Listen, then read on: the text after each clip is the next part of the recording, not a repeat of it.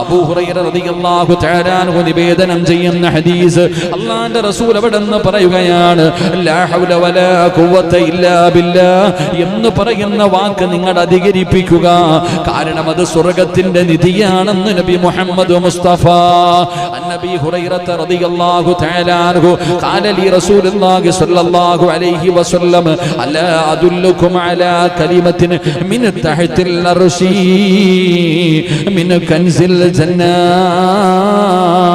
തഖൂലു ലാ ഹൗല വലാ ഖുവത ഇല്ലാ ബില്ലാഹ് ഫയഖൂലു അല്ലാഹു അസ്ലമ അബ്ദി വസ്തസ്ലമ.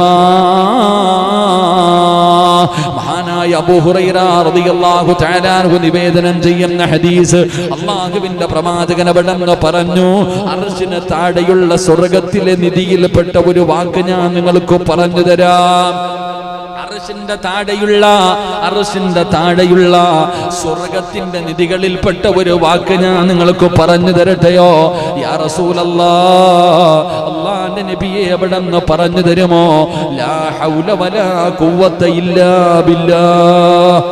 ഇത് അർശിന്റെ താഴെയുള്ള സ്വർഗ്ഗത്തിന്റെ നിധികളിൽപ്പെട്ട ഒരു നിധിയാണ്.